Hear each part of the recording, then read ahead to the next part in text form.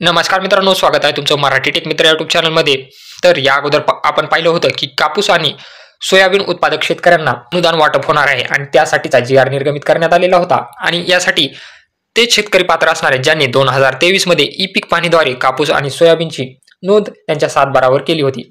अशा शेतकऱ्यांना हेक्टरी 5,000 रुपयापर्यंत प्रमाणे मॅक्झिमम 2 हेक्टरसाठी अनुदान वाटप होणार आहे। आता हे अनुदान डीबीटी मार्फत वाटप होणार आहे आणि त्यासाठी एक संमतीपत्र त्यांना भरून द्यावे लागेल। तर संमतीपत्राचा नमुना कसा असणार आहे याबद्दलची माहिती आपण या व्हिडिओमध्ये घेणार आहोत। तसेच हे संमतीपत्र तुम्हाला भरून कोणाकडे द्यायचे आहे याचीही माहिती आपण या व्हिडिओमध्ये जाणून घेणार आहोत।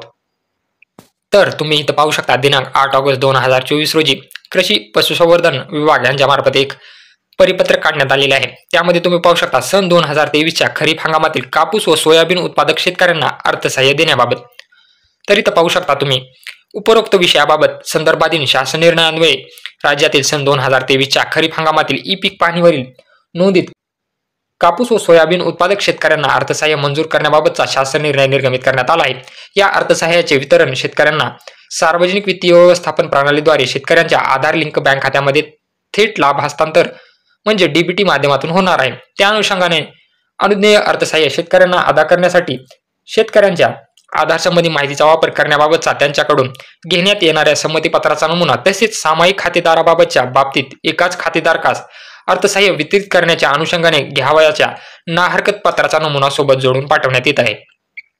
तर हे तुम्ही पाहू शकता हे संमतीपत्र अशा प्रकारचं आहे ज्यामध्ये तुम्हाला त्या शेतकऱ्याचा जिल्हा, तालुका, गाव इथे टाकायचं आहे। त्यानंतर शेतकऱ्याचं संपूर्ण नाव आधार कार्ड प्रमाणे मराठी व इंग्रजीमध्ये तुम्हाला दोन्ही प्रकारे टाकायचं आहे। आधार कार्ड क्रमांक इंग्रजीमधून टाकायचा आहे, शेतकऱ्याचा मोबाईल क्रमांक टाकायचा आहे, इथं दिनांक लिहायचा आहे, अर्जदाराची सही म्हणजे शेतकऱ्याचे नाव व सही घ्यायची आहे आणि जो अर्ज आहे तो संबंधित कृषी सहाय्यक यांच्याकडे द्यायचा आहे आणि ज्यांचं सामायिक क्षेत्र आहे त्यांनी सामायिक खातेदार ना हरकत पत्र द्यायचं आहे। यामध्ये जिल्हा, तालुका, गाव, संयुक्त खाते क्रमांक म्हणजे 8चा क्रमांक द्यायचा आहे। त्यामध्ये तुम्हाला कोणाच्या खात्यावर पैसे घ्यायचे आहेत त्याची तुम्हाला संमती इथून घ्यायची आहे आणि त्यांचं इथं नाव टाकायचं आहे, खातेदाराचा आधार क्रमांक इंग्लिशमध्ये लिहायचा आहे, खातेदाराचा मोबाईल क्रमांक लिहायचा आहे आणि इथं सहखातेदाराचे नाव तुम्हाला लिहायचे आहेत आणि संमतीबाबत त्यांची सही घ्यायची आहे।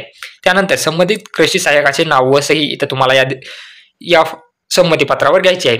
तर असा हा संमतीपत्र तसेच ना हरकत प्रमाणपत्र तुम्हाला कृषी सहाय्यक यांच्याकडे द्यायचं आहे। त्यानंतर याची डीबीटी मार्फत तुमचे पैसे तुमच्या खात्यावर लवकरच वर्ग करण्यात येतील। तर असा हा महत्त्वपूर्ण असा व्हिडिओ होता।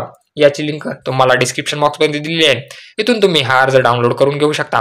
तर व्हिडिओ आवडला असेल तर चॅनलला नक्की सबस्क्राईब करा आणि बेल आयकॉनला प्रेस करायला विसरू नका।